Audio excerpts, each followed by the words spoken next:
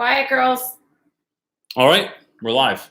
And hopefully this works because it hasn't been working lately because I don't know what's going on with the internet. It's 2018. Why are there internet issues? But what's up, everybody? My name is CJ Reynolds. If you've not been here before, and this is Sunday Teacher Talk.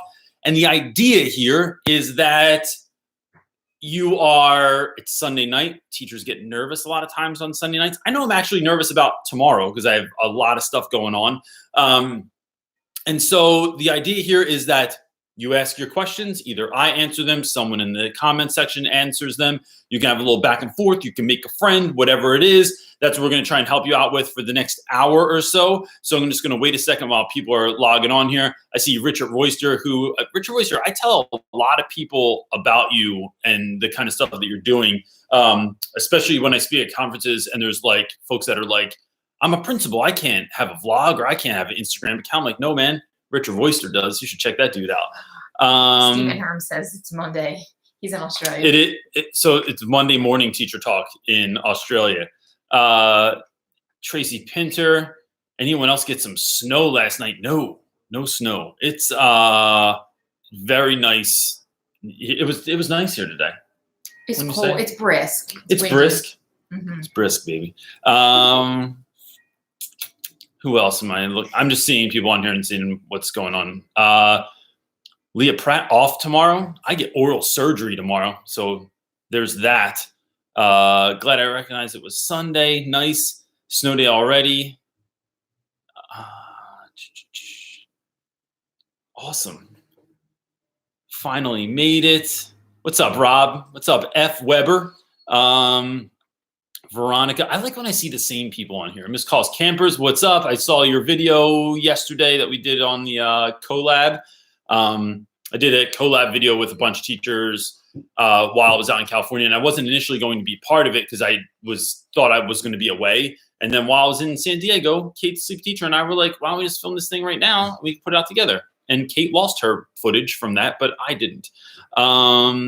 So look, let's jump into this. You can ask any question that you want. I don't hold anything back. I'll answer anything that I can. And if I can't answer it, I will push it back to the comment section because I don't know everything.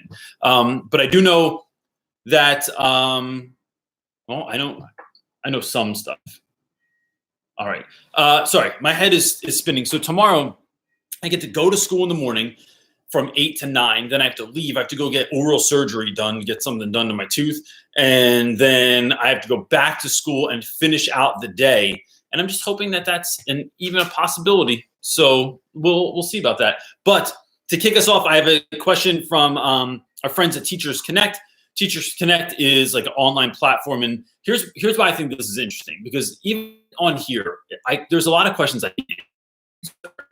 And so on Teachers Connect, one of the ways I can tell that they're growing is that a lot of the questions have answers before I can get to them. And I always look for people first that have no answers. And then I like to answer onto theirs. But I just think that's fascinating that there's this place that you can like put stuff out there. Like, what do I do if a kid won't do this? What do I do if a kid is working too quickly? What do I do if I have an angry parent? So a lot of the stuff we talk about on here, but you can make it very specific to grade level. And then that is just fascinating to me. So Wandiza is asking the question on there of like, and I've had this kid before, that's why this stuck out to me. Have you ever had one of these students in class that refuses to stop reading when you're in class? So there's just start reading and they think that this is a school activity or I'm reading, so why do I have to do anything else? But then like the whole class is reading something else or they're doing something else or there's presentations going on. And she said in her class, I think she was talking about like, there were presentations in the class, the student wouldn't stop reading, figured that it was, like, I don't know what the heck they were figuring, but guys that I always ask are always like, nah, man, this is like, I'm doing schoolwork. What do you care? And I think, it's a little bit hard to argue that, especially in the beginning when you're not really sure what to do with that. And so I would just say that we are a community working here, right? This isn't just you kicking it reading. And just because you're reading doesn't mean you're learning anything. But what are you reading? Are you reading something on level? Are you being challenged by the book? Are you talking about the book? Are you annotating when you're reading? Then what are you doing with that information? Because in class, the whole idea is that like school is like a team sport. We're all kind of working together to get somewhere. And so you don't just show up to football practice and do whatever workouts you want there, right? You have to do what the team is doing. And I just think that that's kind of how I go about that and say that, look, also, I care about your opinion. I care about what you think about this. Because I honestly think that kids do that a lot of times because either they're bored and maybe you have to have that conversation and really think about it and like dive deep into what are you teaching, or they're trying to get out of doing something. They think that this is like a front, that I'm doing this useful thing, so how can you bother me about it? But it's like, you don't want to be a part of the class because maybe you're nervous about how you will be perceived, or you're nervous about that, so you're just trying to front like you just read all the time. So I think that's how I would kind of like go about that. If you want to answer that question as well, you can go right on Teachers Connect, and it's right on the first page of like newly answered question or asked questions today. And I think there was like one answer to that particular question so far, which is why I picked it. So what do you got, wifey? Right there. Oh, look at you, on point. Kristen Ivanova. Give me a shot. Ivanova is asking, hey, I'm a paraprofessional. First of all, I love paraprofessionals. They do a lot of work that like nobody else wants to do, and they like, they're important. I just don't think they get the respect all the time that like teachers do. And I think that they deserve just as much respect. And I work one-on-one with a boy with autism. How should I deal with teachers not really giving their all for my ESE kids? I don't think there's anything you can't force someone's hand rather, right? But I think people start caring about others when they see other people doing it, right? When they see it, like I know in my school, let me think. If there's a push, if I see a lot of people caring about one thing, I'm like, oh, I want to care about that as well. Or I'm trying to think of a better example than that. So, gosh, I think what you do is you change the way that child is perceived by showing how you feel about them, by you talking about them in a positive light, not just the challenges. I think too many times teachers just talk about the challenges and they want to sort of like, and people do this in general, right? Where they want to sort of complain about something. So someone will complain back and then you can just kind of complain. But if you're just talking about how great that kid is, what awesome thing he did, right? You're changing the narrative of what it is like to be a one-on-one with a student, but they're awesome, right? I think a lot of times we think one-on-one just means difficult, just means hard, just means like you're going to go home and just drink a bottle of wine at night. But instead, thinking of it as like, I get to do this and be with this child. And like, I think that changes the narrative. And when you do that, I think other people will, what you're doing is planting a seed in their minds that maybe they could be that for another kid also. And they want to have that connection as well. Honeybee is saying, any tips for teaching poetry? Do you teach rap music as part of poetry? So one, I have at least one video on this where I have like, if you go onto my YouTube channel at the top, there's a search bar, just search poetry and a couple of things should pop up. I do teach hip hop as part of poetry, but that is because my students listen to hip hop. If my students didn't listen to hip hop, I wouldn't do it. I wouldn't try and push it on them. It's not that important to me. What's important to me is that I'm teaching through the lens of something the students are interested in. So if I taught in an area where most of my students listen to country music, I would break down country music and let that be poetry also, or at least have the argument. Poetry, I think, for people that don't like poetry. So I would look up a couple of different things and I can link them below. Can you make a note to link this below? I'm sorry, I realize you're doing something. In my Amazon store, I have 2 books. One is called Learn Then Burn, and then there's the sequel to that, or like the text that goes with it. And it was put out by a friend of mine, Derek Brown, who has a publishing company called Right Bloody Publishing. And it's modern day poetry that is like, there's like ode to my beatbox or to my boombox, and there's a song or a poem about crack squirrels, which apparently is a real thing in the 80s when like squirrels were eating crack vials in Central Park, and then they were getting all cracked out and attacking people. Did you never know about that? Yeah, it's fantastic.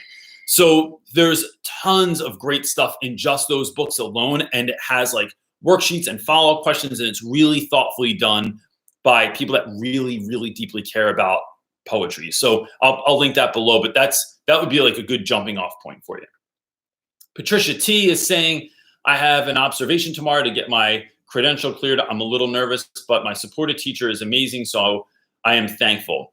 What's the induction process for new teachers in your state? So our state, I graduated with a degree in English, and I quickly realized that there was zero stuff that I wanted to do with that. So I went back to school and got my, it was called like a post-baccalaureate certification. And so I just took a few courses, I student taught, and then I think that was part of mine as well, where like you had to get this final sort of observation when you were student teaching. This person would come in every so often.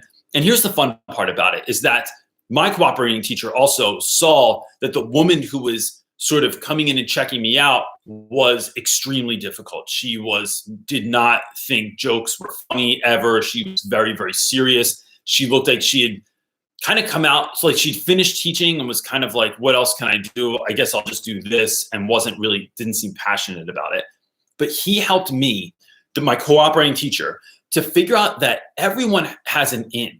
Like everyone you meet, even if they're an old, miserable curmudgeon, there's a way you can sort of finesse that, and you can find out what it is that kind of like makes them smile or something that they care about. And he reminded me that everyone in the world is afraid of something and loves someone. And so he kind of walked me through that process. And by the end of my time as a student teacher, he like completely built this relationship with this woman. They really liked one another, and she would laugh every time she came in. It was like the best observation of her time there, and not because of me, but because of him. And that really helped me. But what I learned the most was that everybody has an in. Every student that you ever deal with, every parent that comes into your classroom mad, everybody has an in. You just have to figure out and keep moving the needle in one way or another to try and figure that out. And then you can win with just about anybody.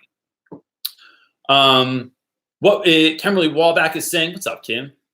Uh-oh. What is that? Are we in a snowstorm?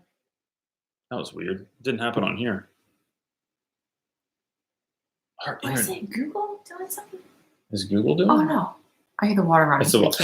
I didn't sound like that. And we're back. All right. So Kimberly Wallback, what's up? Kim is saying, what is the benefit of working one-on-one with a student like PCA? What is a PCA? I feel like special education people like to use acronyms all the time, and I don't always know what they are. And I'm not saying she's doing that. But I'm not sure what that is. So if you clear that up for me, I'll answer it. I probably should know that. Michael Sylvia, nice name. Sylvia's my mom. I know Sylvia is my mother-in-law's name. And so CJ, what's the policy for late work? I am a freshman digging myself huge holes by not handing. I have freshmen digging themselves huge holes by not handing in essay assignments. I don't want to lower my expectations, but I want them to learn accountability. So I don't do late work and I don't do makeup work. So if you don't hand something in, you just chalked it and got a 0. And so I hear what you're saying, because what happens is a lot of times you have tons of dudes failing, and then it's like, well, what do I do now? Like, I have so many students failing, it's going to look bad on me. And what if everyone's failing at the end of the first trimester? It looks like I don't know how to do my job. So I think one of the things I've learned that helps is when students are doing something, trying to give them some time in class to start it makes it better. Like sometimes it's almost like they're learning how to ride a bicycle, right? And so like if you just give them that little push, sometimes that momentum helps them go, and then they can finish the ride out. But sometimes it's the getting started that's the hardest part. And if you think about it, that's true with anything. If you know you have to do push-ups, it's like just getting started is the drag. If you want to bake something, if you want to make a garden, it's always the getting started. So maybe helping them figure out tips and tricks about how to start something, like when you go home. So one of the things I do with vocabulary is like, I tell them, go home, and when you set your timer on your phone for 2 minutes and put it out of your reach. Push a little moon thing on there or whatever, so it's do not disturb for 2 minutes. Anybody can do anything just about for 2 minutes except for stand and fire, right? So like we can do this. Then after 2 minutes of you just studying, I want you to test yourself and just see the progress that you made. You had to know 1 word or 2 words by that time, right? And so if you did that again for 2 minutes, right? So now we're only still studying for 4 minutes. Can you double that? And so it almost becomes this sort of like competition or game where you are, that's kind of like what you're working on. And then that's just one way. So what you're doing is you're essentially training kids how to get started on their homework so that they do a better job when they do start doing their homework. Kimberly will back answer it, so we'll read Oh, the she did? question again, and then here's our personal care assistant. So what is the use of working one-on-one with a personal care assistant? So I think I know what you're talking about.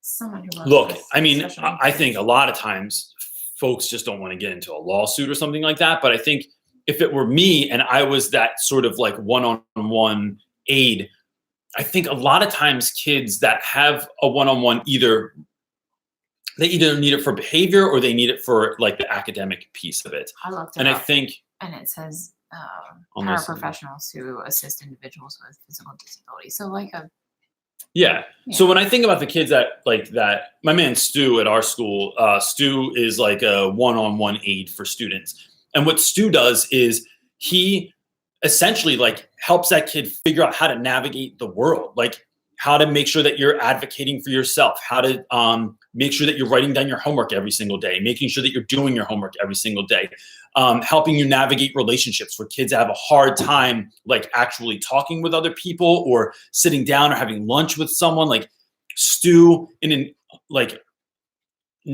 he's not like very intrusive either, but he just helps you kind of like on the low, I think of him as like Jiminy Cricket, like just kind of whispering in the kids' ears and helping them navigate, like, all right, look, you came into class, it says pre-class on the board. What that means before class, let's make sure we're getting those things out. And then they're on the desk.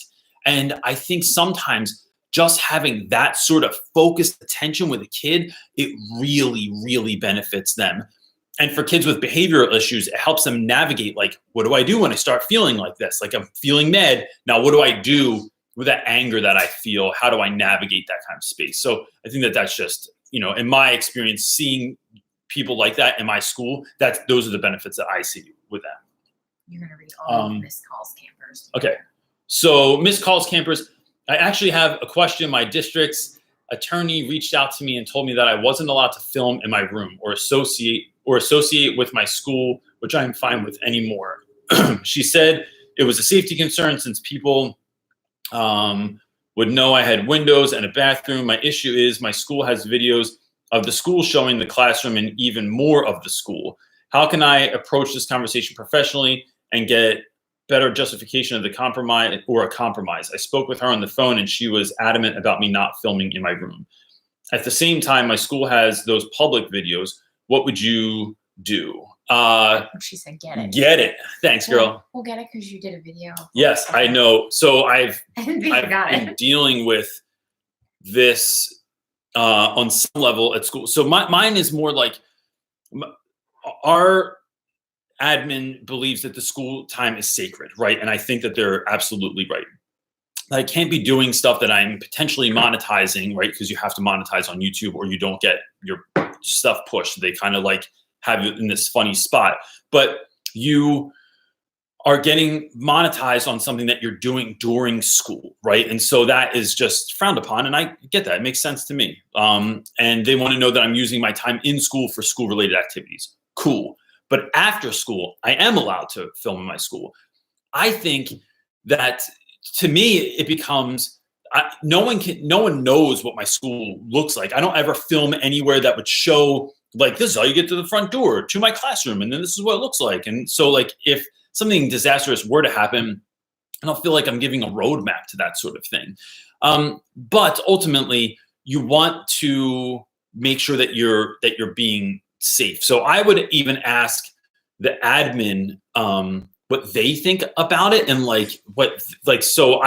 depending on how you connect with your admin, I would go to them and say, look, here's what I'm thinking. and we do all these videos anyway, maybe you could even make videos for the school. Like if they're making videos anyway, perhaps you could step up and say, well, look, I'd be more than happy to even help you with that stuff that you're doing since I have the skill set. But, in order to do that, I'd love to make some videos of my own while I'm at it. And so what you're doing there is sort of like building in leverage so that maybe you can do that. And I think that's just that's the call, because You're nice, I'm saucy. I would totally go in there and just point out, look, this is the most ridiculous thing that you're asking me because of these clear facts. Like, I just think it's what's sassy. Good for both. Like, either it's a rule all around and we all abide by it, or it's a ridiculous rule.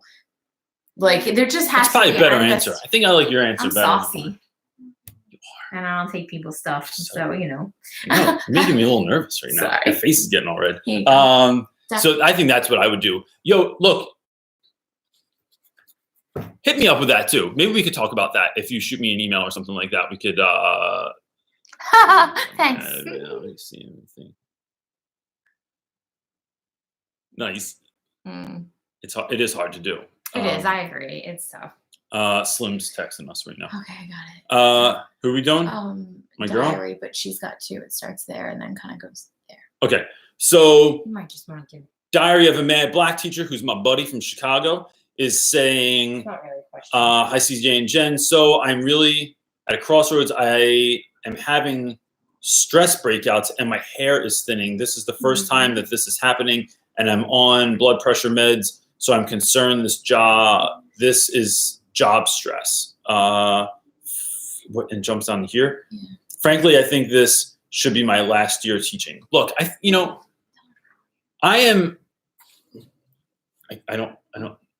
make a note of that. We can work that out. That is, so look, there are definitely times in my life when I felt like school is a huge stress, right? Like right now, even I'm trying to balance like school and YouTube, and it's all the stuff I want, right? Like I'm doing everything I want. I'm making YouTube content. I'm speaking at conferences. I'm getting product deals lately. Like we have like 4 different companies we're working with right now to like get stuff ready for. It's all wonderful stuff. I'm living in a house. I have a dog. I have kids, but that all requires a level of responsibility. And so to be able to do that, there has to be a level of self-care, which I'm very good at pushing off and not really doing, because I just get caught up in the work. I'll wake up at 5 o'clock in the morning and start emailing people or doing editing or whatever it is, or staying late at school to get schoolwork done. And so, but what that is it creates a space where I am not taking care of myself. And so the reason I'm talking about me is because I think it relates on some level to you.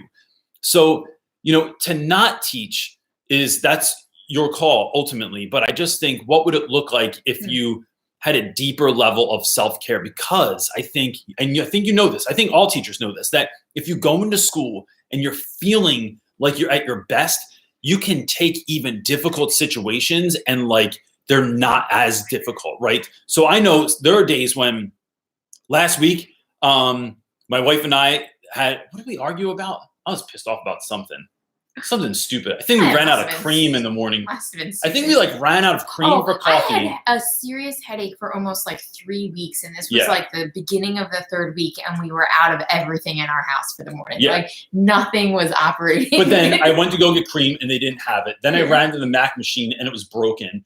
Then I was like 25 minutes late leaving for school. And I had like a photo shoot that day at school because I'm getting pictures taken for this website we're working on. And it was just like it just felt like my head was going to explode. And I know going into school, I cannot start off that way, because that's like some kids running down the hallway and I'm like, what are you doing? Slow down. And it's like you lose your mind over little things. Whereas if I'm feeling great, I can just say something and like handle that shit. And it's like not a big deal at all.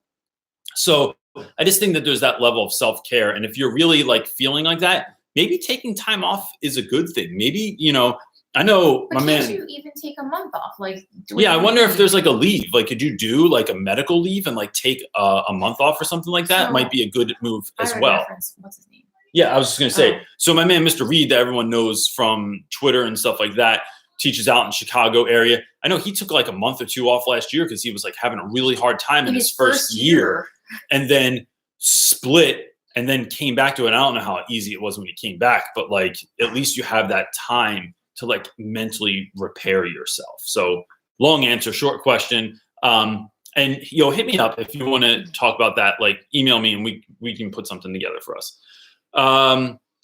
Cavs032 is saying, I'm student teaching and staying up late at night, sometimes until 3 a.m. planning and learning content. Then I wake up at 5:30 to get ready for school. Do I just have to accept that I'll never sleep again? No, because guess what? One day you will have children and you will sleep even less than that. So here's what I think. One, do not recreate the wheel. Too many student teachers do this. It's not always about what you're teaching. It's how you're teaching it. What is your personality bringing? How are you connecting to students? And just don't make it that hard for yourself. Look for lesson plans online. Look for unit plans online, curriculum maps online. Like all that stuff for most of what you're teaching, probably somebody already made. And it's not plagiarism in education. As long as you, like anything else, you kind of like say thanks or tell, like if it's necessary, like tell someone that you got it from somewhere. Like there used to be this dude from Kentucky that I stole all kinds of stuff from online. I never told anybody about it because no one asked. And what were my students going to be like? This doesn't look like your work, Mr. Reynolds. Well, actually, I want everyone to know I got this from a gentleman in Kentucky. No, you don't have to tell everybody that. Just take stuff and then use it like in a way that you're going to like it. So what I do a lot of times is when I teach a book, right, I'll print out all these different lesson plans and then I take the pieces that I like and I'll literally tape them to my whiteboard. So it looks like that scene from Minority Report when Tom Cruise is moving files all over the place. Make it into what I like and then put it together and I'm done with it. Do not make things harder than they have to be. You will burn out if you don't take care of yourself. So put a hard out. One more thing. A lot of times, things take as long as we give them to take. So if you give yourself 3 hours on a Sunday and you say, this is all my work has to get done in 3 hours, I think you'd be really surprised that if you dedicate yourself and focus in for 3 hours, how much work you can actually get done so that you have your nights off.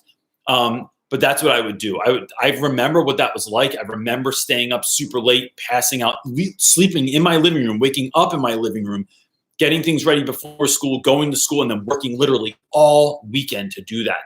But it does pass. You will 100% get past it, and it will get better, and you will love it. Because going forward, you just keep fixing and making better all those things that you've already come up with, and it just makes it 100% easier. Jaeger Riley is saying, how long did it take you to get comfortable to check for understanding when you're doing individual or group work? If they don't ask for help, I am not sure what to do. So a lot of kids won't ask for help. When I put the expectation out there that I will blindly call on you, 1, 2, that I tell kids, look, I never want to help you for more than 3 minutes at a time. So don't that doesn't mean your question could be as hard as you think it is, or that you think it's going to take longer than that.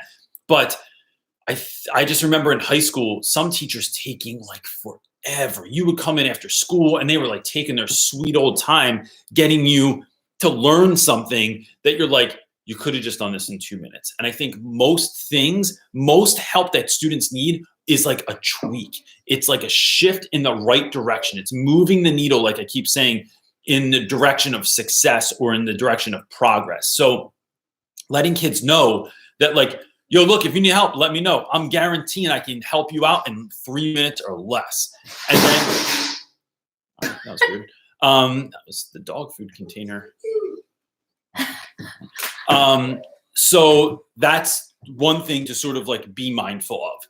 And then I think also they are like checking kids, like checking their work, checking their tests, checking their quizzes, and making sure that like you're going over that stuff with them. Sometimes, look, kids think they're okay, but then when it comes to the test, they're not okay. They don't even know what they don't know. And so I think checking for understanding more often, even out loud, puts kids in the know for like where they are. And then I do weekly reflection sheets as also where like kids are reflecting every single week to see like what they learned this week, what they didn't learn this week, what they felt like they could have done a better job of, how they could have done a better job of like what they missed and how they could have handed in that work. I think them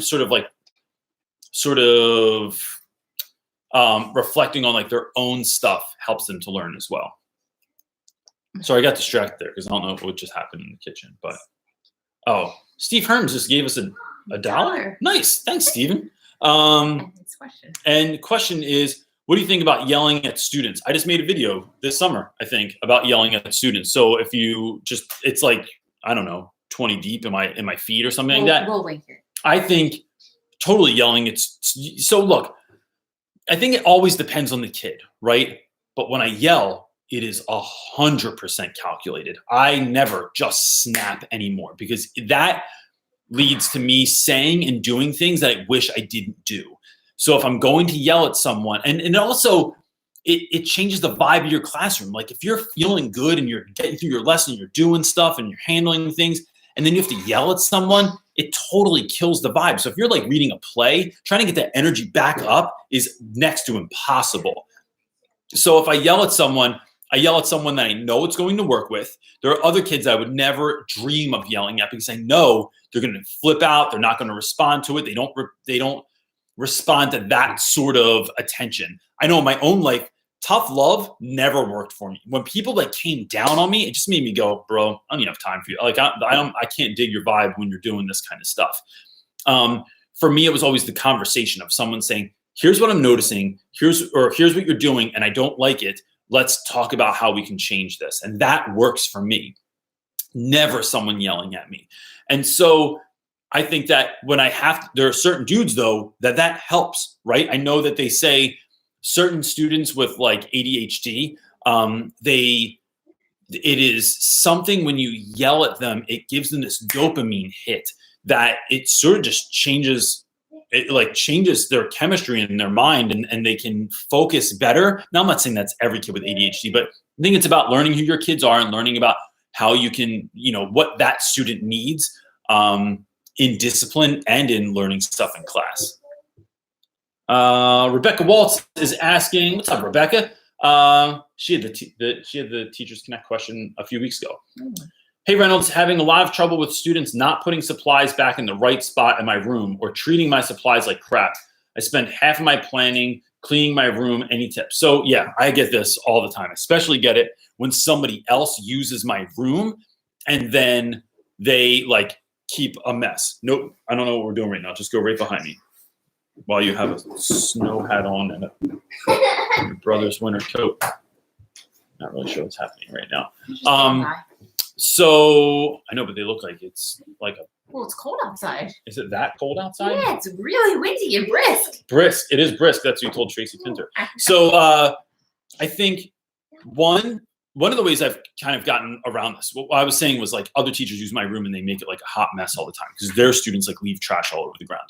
So I'd say a couple of things. One, put someone in charge of it. Like have a couple of kids that are put in charge of putting things away and teach them very specific details about how you want it. So I talk to my guys about how being detail oriented is everything, right? Your girlfriend or boyfriend does not just because they like flowers doesn't mean they love roses. So like if you get them the wrong kind of flower, but you're like, no, babe, you love flowers. And she's like, no, I wanted daisies. And you're like, no, but sunflowers are flowers also. It doesn't matter. You got to pay attention to details, right? Someone paints your house or gives you a haircut. You want them to pay attention to detail.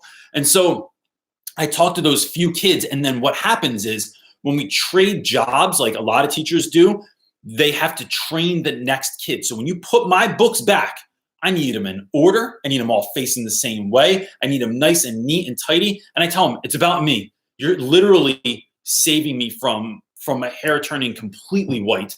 And I need that from you. I think 2, just stopping your class and saying, look, I need you to know that I put a lot of time and effort into this room for me and for you. And when you are dissing my stuff, it's hurting my feelings. I also remind kids a lot of times that, and so maybe don't use this joke, but it works for me. If let's say a kid is in my room and they throw something across the room, they throw something into the trash can, I go, when I'm at your house, do I do that? Nope. And then they always go, you're not ever at my house. And I go, that's what you think, bro. And so they can think whatever they want about that. Or I'll say, like, when I'm at your house for dinner, I simply take my plate and put it in the sink, and then I leave. I don't ever leave a mess around. And so that is just my way of like messing with my students, which is what I do all the time. But I think that helps also. And then I think also my room is ridiculously labeled. Every single thing has a label on it. So, like on the black tabletop where the tissue box goes, it's outlined, then it says tissues in it. That's where it goes. I just think that helps, especially with teenage boys, because they just don't think about almost anything. I have like almost no students that are detail oriented. So you have to train them to do it. So I think scaling back, taking a moment, even if it's 5 or 10 minutes, and saying, look, this is exactly how I want you to do this. Tracy Pinter, my buddy, is saying, Reynolds, what do you think about the trend of making teachers give out 50% of assignments instead, or 50% for assignments instead of zeros for assignments not done, or for any assignment scoring less than a 50?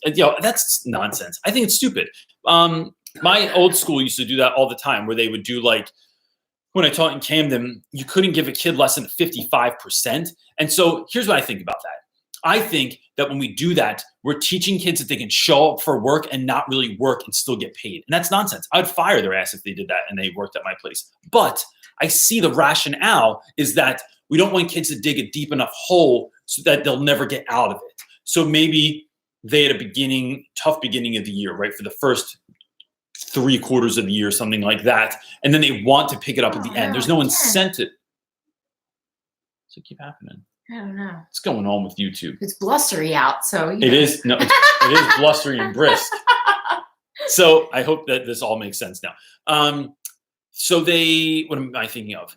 I think that what I have done in the past is I give zeros to all those dudes so that they know that I'm not messing around. I'm 100% failing you if you don't do something. I'm not giving you 50. I'm not giving you half credit for something that was not done at all.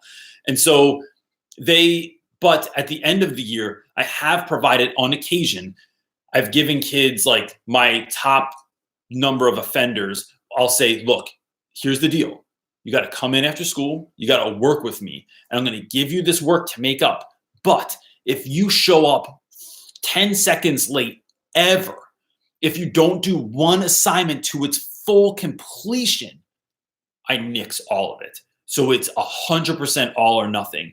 And that has worked. Now, there are kids that have showed up 10 seconds late and you're done. You don't get to be in the club now unless you were literally helping someone that was on fire in the hallway. But I think we're not teaching kids to be sort of rigorous enough or to really take school seriously if we're just going to push them through. And that's kind of Richard Royster has a good question. So Richard Royster is saying, is he going to put me in my place right now? The whole 0% is so devastating to grades. Students get 3 grades at 100, 100, and 0. Yep. It averages out to a 67%. Does that really reflect what the student knows? How do we get past grades representing compliance? So I think you're right, Richard. And so I think the other part, so if now I'm not changing my idea because Richard said that, but I do think that sometimes we can't be hard and fast about any rule, right? Like, so I get it. Look, teaching is a lot of times like, I don't allow this in my class ever, ever, ever. And then, but like this kid's going through something. So I don't ever take, let's say, late work. But if I know a student is going through something in particular, if I know that they just got diagnosed with something, if I know that someone near or close to them has been sick or ill, or if they just moved here, like there's always room for that conversation. But I think that has to do with each student. I think that giving 50% across the board is not a good idea, but I think it always comes down to having the conversation with the student, building a relationship with the student, and then figuring out what's best for that student. So that's why if I do make up work occasionally, it's like it has to be on a case-by-case basis. It can't just be everyone, because there's going to be dudes that are going to take advantage of that. And so I want to try and like not have that happen as much as possible. What are some good jobs or opportunities for someone working? Oh, I'm sorry. This is MXT87. What are some good jobs or opportunities for someone working on a teaching degree? In my case, history or social studies. Could I get in order to gain some experience? So I think I always think that if you're, let me see that one more time because I'm thinking through that because Richard's comment is ringing in my head and I want to speak to that again. I always think that I think getting in front of students is the best thing that you can do, right? Because teaching, like learning and teaching college has very little to do with you actually engaging with students. Even when you're doing your practicum, you are observing another teacher and students, and maybe you get to teach like an hour in that whole semester, right? But if you can start tutoring somewhere, start tutoring on your own, like just go on somewhere like Craigslist, you can even make like a good amount of money doing something like that. You could do something like Dada ABC, whom I've worked with before, and I have a whole video about them on my website or on my channel, where you're teaching kids online how to learn English that are kids from China. And so it like teaches really it pays really, really well. And Too Cool for Middle School just did a video with Dada and oh really? And said she listed it as like a great job for people wanting to become teachers. Oh, is it on a channel? Uh-huh. Oh, so my friend, you had a feather on your head. It was bothering me. Too Cool for Middle School just did a video about Dada ABC. And I think, or volunteering, finding after school program, find like some kind of like YMCA situation in your neighborhood and then work through that. And I think that gives you some of that, like what it's like to actually work with kids. And then I think that will really inform your classroom practice as well. So I want to say this for the next question. Richard, I would love to know what you think about what I already said, because I think that would be a much fuller conversation about the late work situation. So let me know what you kind of think about that. And if no one's checked out Richard Oyster's channel, his YouTube channel, and he's a principal. And so I just think it's interesting the ways that he's trying to like shout out his students and the stuff that he's doing, and even being a part of the community on YouTube, I think is really awesome. I almost said it's Cardi G. I almost said the rapper's name, but Reynolds just finished student teaching 4th grade and loved the age range grade.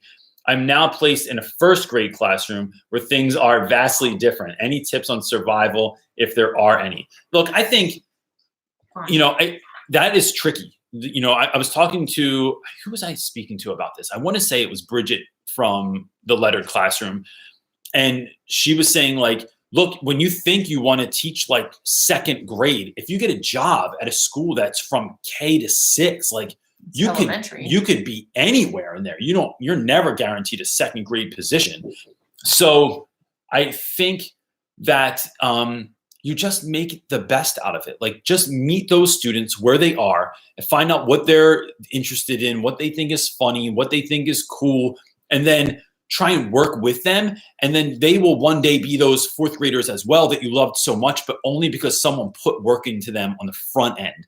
And so just meeting them where they are and realizing that like things are way different, but they have to learn all those skills, like how to behave and how to learn stuff and what they're maybe you don't tell them what their learning style is, right? Because they might not be able to pick up on that yet, but like help them sort of figure that stuff out and helping their parents navigate this new world of what it's like to be in 1st grade. It's like the first time you're in school maybe all day, or that you actually have homework or whatever it is. So I think just more than anything, I think what makes people survive is self-care and learning how to have fun at what they're doing, no matter what it is. I've had a ton of really shitty jobs in my life that I have literally had a blast doing, from a forklift driver to the greeter at Home Depot to the early morning ticket ripper guy at the dollar movie theater that I had like 4 people come into a day.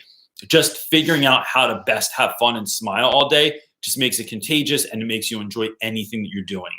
So that's what I would do. 2-part. All right. Esther Lynn Rayanne. That is a long name. I don't, and I'm not sure I'm saying it right, but anyway, I like that name, Esther Lynn. So Esther Lynn is saying, help, I teach high school geometry inclusion as a SPED teacher. At first, my co-teacher and I shared responsibilities, but lately my co-teacher has taken a backseat in the classroom. And shit, there was a second part to that, correct? Yes, I am doing most of the teaching, planning, grading, etc. What should I do? I know this is a tad unusual. So no, not unusual. I've had like 7 co-teachers in the last 3 years. And right now I have someone that I'm really like, we work well with, but we're still trying to figure out that dynamic.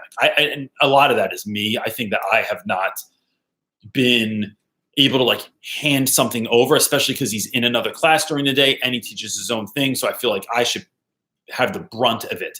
But I would say, just tell them like, look, here we are. Let's do like a check-in. Here's where we are. We're in October as part of this year. And like, what do you think's working? What's not working? And then how can we best divvy up, like from what we know so far, how can we divvy up this work so that like we're both like doing what we're good at and we're both sharing the load. And I think like talking about it like that, like you're not necessarily noting that there's a problem yet. And if they say like, I don't want to do any work, maybe then you bring it up. But like largely, what's the situation right now? Like how can let's take a look at it and then figure out how to best move forward so we can have the best year ever. I think that that's just how I would go about it. Like just like that.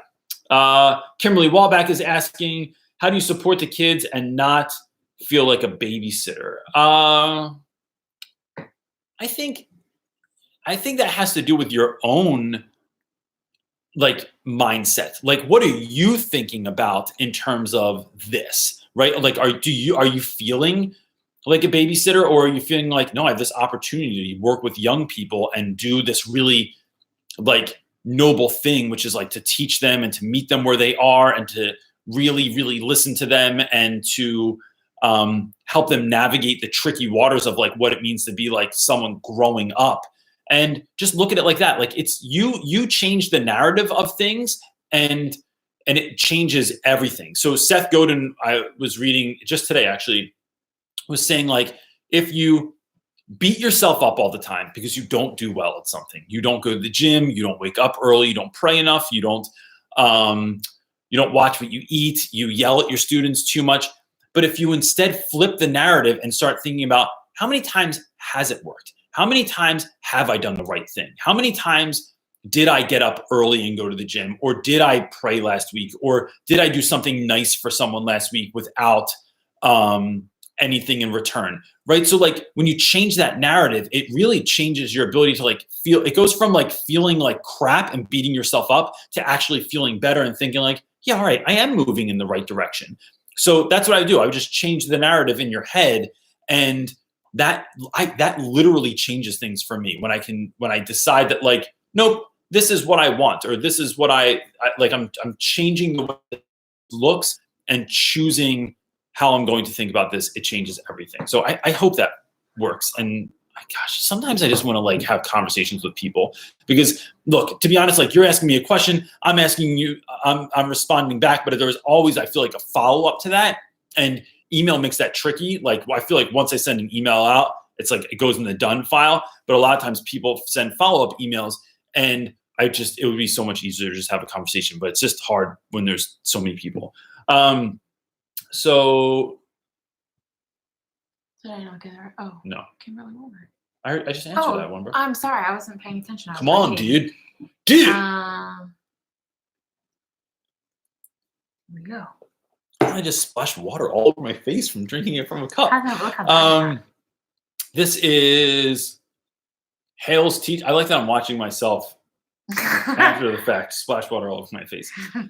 How do you get the boys in your classes to become independent and not need you so much? Oh gosh. Outline the tissue box and the stapler. I know. Geez, I'm like making it so easy. I think by having the conversation with students, right? Teaching, I think one of the things that my students have to learn in ninth grade especially is their parents don't want to hover so much anymore, right? They want their kids to start learning how to be grown-ups, especially because they're 4 years away from college or from a trade school or from something else where they're like not going to probably just be living in their house for so much longer. Teaching kids to self-advocate is extremely important. So sometimes if someone asks for like something like, Reynolds, can you help me do this? Or how do I do this? Or whatever it is that I'm making easier for them, saying like, nope, but let's stop this for a moment, and I want you to do it for yourself. So this morning, usually my son acts like Will Ferrell in Wedding Crashers and just yells on the couch that he wants breakfast, right? It's not the best parenting move that I do this every day, but I just love my children, and I just want them to be able to sit there and be comfortable, and I go get your breakfast for you. It's something I enjoy doing. I need a big sign that says "sucker." Yeah, it is. Listen, let's talk about your Christmas spending then, because you always do that, and you go, I just love the kids, right? That's different. I'm spoiling them. I You're know. making him lazy. I'm not making him lazy. I'm spoiling him also. I love him. So anyway, I think this. That's my amazing. And if we didn't have a thumbnail already, there it was. So I think what I did today was I'm like, dude, I'm already doing something. So I want you to learn how to do this yourself. Come out here and you can put your own waffles in the toaster oven. It's not a hard gig to do. So I just think noting the moments and letting them know, no, right now we're going to learn how to do this ourselves. We're going to be grown up ourselves. We're going to move the needle towards maturity a little bit, and just noting the moment instead of trying to come up with a whole new fancy plan on how to do that. It's just noting moments sometimes. That just makes me think of how when we used to talk about what's he barking at? When we didn't spend enough time together, and so when we did spend time together, we had to note we are spending time together right now, so that it didn't just go by us and we thought about how it never happened. What is that crazy madness on the bottom? What is going on with YouTube? You're freaking out over here. It's the Matrix. The computers are taking over. It's Skynet, I think. I don't even know what the hell's happening. Does everybody else see a green thing There's on some the bottom? kind of crazy green stuff going on the bottom here. Katrina Northman is asking, that's a very strong name. How do you deal with or address students who will not calm down in class? I'm substituting for 2 weeks, and these sixth graders are apparently the most disruptive kids at this school. Look, first of all, if you're subbing, it can just be difficult, right? And I think that's part of the reason that I didn't substitute, was because I didn't have time to build those relationships. That being said, if you're going to keep substituting in that school, it is worth building relationships with those students, because you will be back around again, or they'll at least see you in another class or see you in the hallway or whatever. So I think about sometimes going over to kids and saying, this is what I'm noting, and this is my expectation. My expectation right now is that this is exactly what you're doing, but you're doing this one-on-one.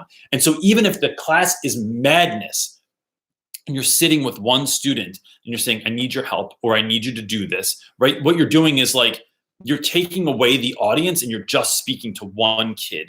And so Rafe Vesquith calls this teach like your hair is on fire, where you're just hyper focused on a kid that literally your hair could catch on fire like it did to him one time. And you don't break focus, right? So that's what I think I would do, is letting kids know that and working one-on-one, because that's the only way. If you're going to fight 50 people and you're in a Kung Fu movie, you got to fight one person at a time. You cannot fight all 50 of them at once. But once you knock them down, you can sort of and that's not a really great metaphor because it insinuates that you're punching students. But you get the idea. You're working on kids one at a time. And I think that's how you eventually scale to have success.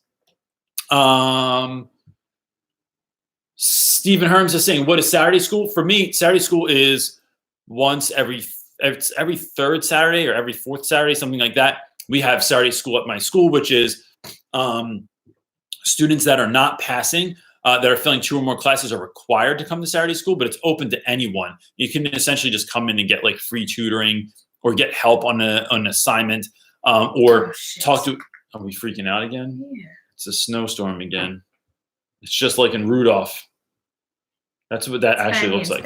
So that's what we do, and we just offer it on Saturdays. And it's only 3 hours. It's from 9 to 12 or something like that. So it's fairly easy. My kids usually come in with me. People bring their dogs. You don't have to get dressed up or anything like that. You just wear regular clothes.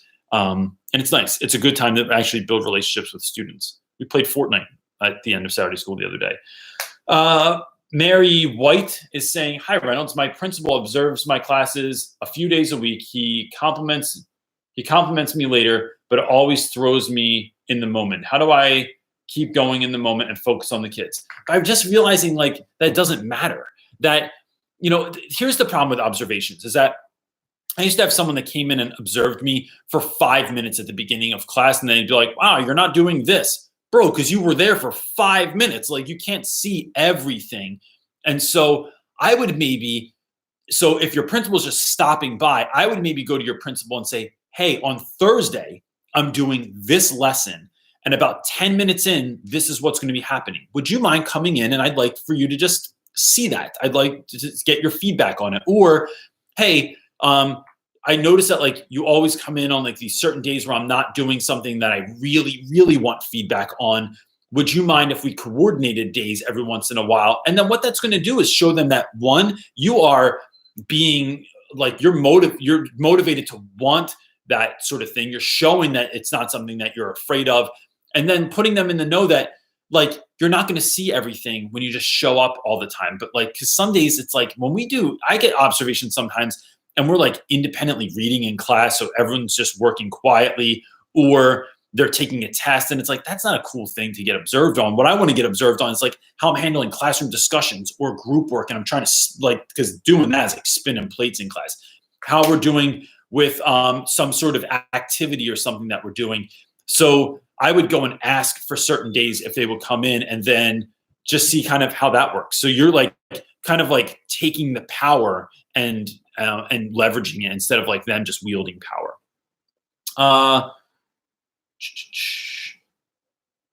Bro, I always mess up your name. I'm so sorry. I think it's TN Tran, but is asking, I'm being encouraged to practice guiding students to more independent learning, self-motivation. How would I balance this with direct instruction? Any experience or advice? I think, oh gosh, Cho just talked about this the other day in class. So I think it comes down to trusting that students are actually going to do it. And I think the hardest thing for teachers is that you are sort of relinquishing control and letting students do something that they are guided by. So it's like, but I mean, look, one of the best things that you can learn in school, and this might influence what you're doing. One of the best things that you can learn as a student is how to learn and how to further your understanding in something. And that's essentially what you're doing. So I think you're sort of like giving kids choices and then letting them pick which rabbit hole they want to go down, but then having them come back and report on what they learned.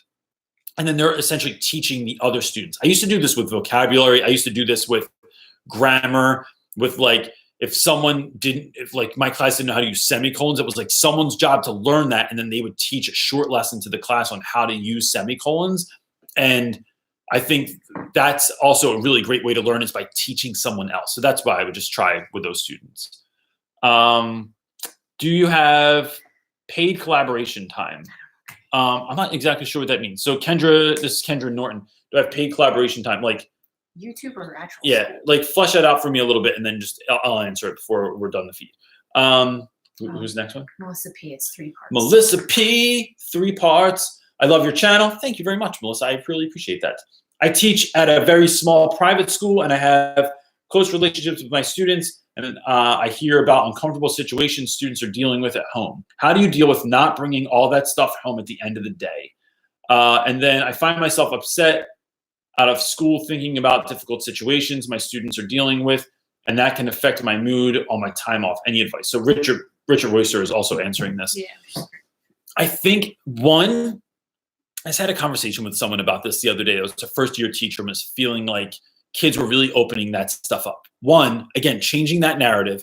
I always tell kids it is an honor that you would share something with me, that like I'm just like some dude that works in the school, and that if you would come to me and speak to me about something really heavy that's going on in your life, it is a complete honor to me that you would do that. So I thank you like deeply from my heart. 2, I think you get used to it over time. Like the kids will tell me things now where like, and let me say this, and this is an extreme case, and it may sound callous, but I assure you that it is not, and it's like not in my heart. I know where I stand on this. Last year, I had several students get shot, and so in our school, I think we had 3 boys die from gunshots from situations, and another student that was very, very close to me that was shot many times but didn't die. He survived. My thought in the beginning of my career when this would happen was like crushing, was like depressed, was like didn't know how to kind of keep doing the job. Now, when this happens, I immediately go into how can I serve mode? Like, how can I serve in this situation? What do we have to do? Like, let's mobilize. Let's get teachers together. Let's figure out what we can do for these students who are really, really going to need our help to navigate this tricky time in their life. And then in doing that, you are empowered. And I think whenever you can become empowered by something, it is far, you're in a better place, right? And it doesn't mean don't be sad. Like, you're going to be sad. And I think let yourself feel that.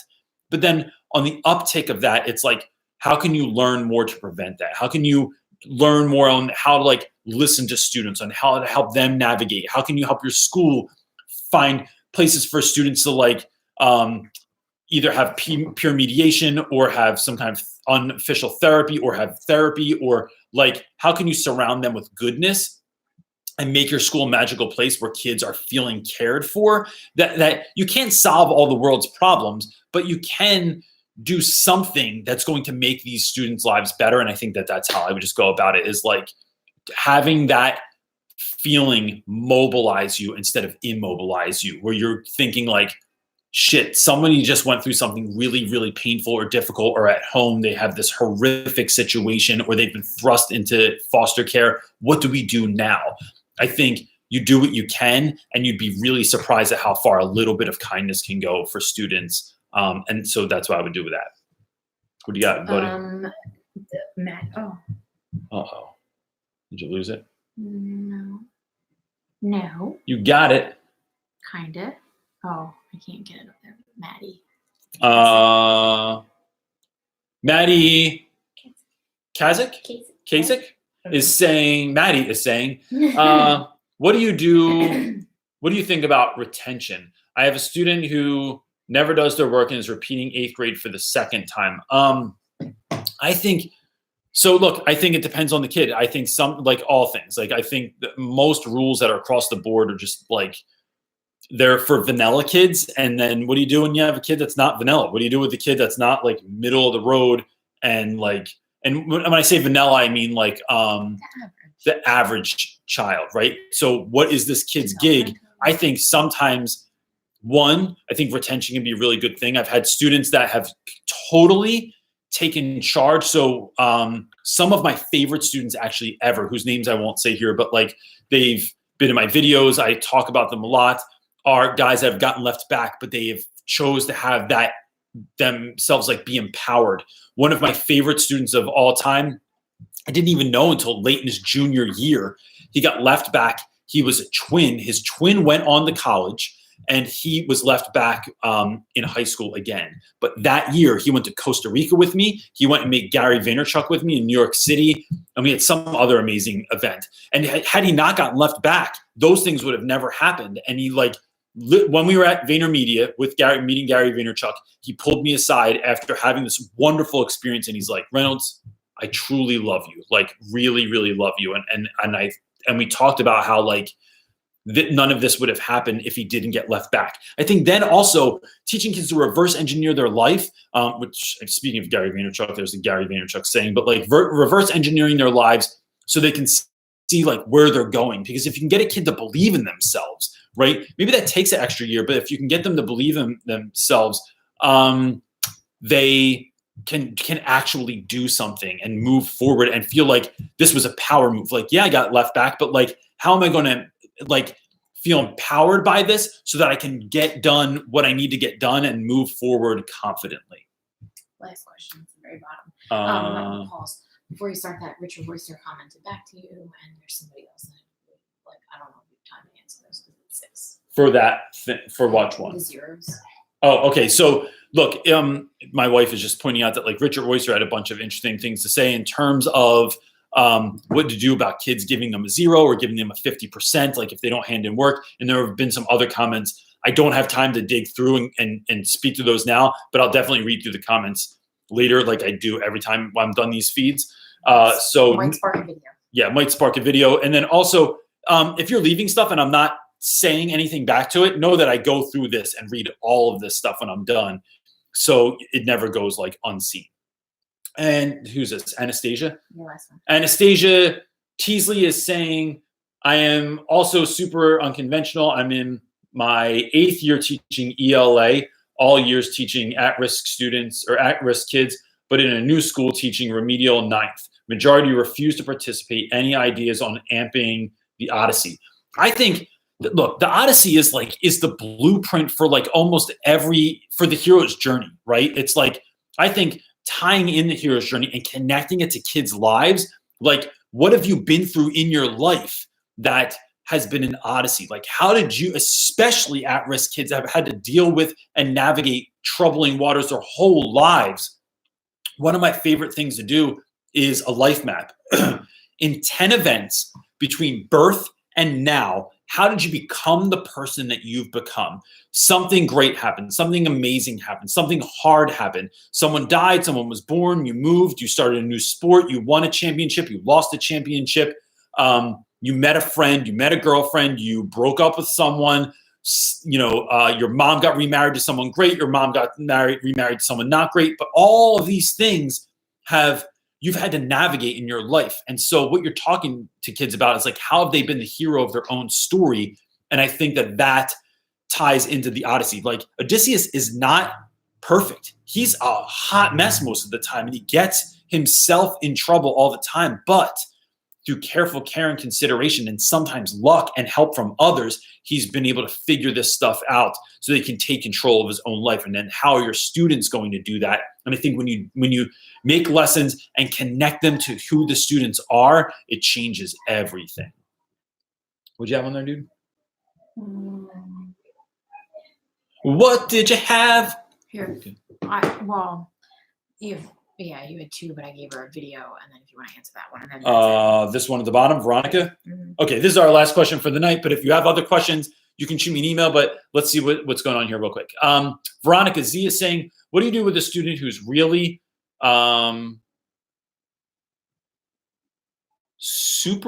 excels superiorly?" I'm good at reading tonight. I'm just going to tell you that. Excels in a subject that is essentially bored because the subject is too easy and there are no higher courses. He could teach better than me. So I think I've had a couple of those students. I think you give them their own work. I think you amp it up. I think you grade them on a different level and you let their parents know that that's a thing.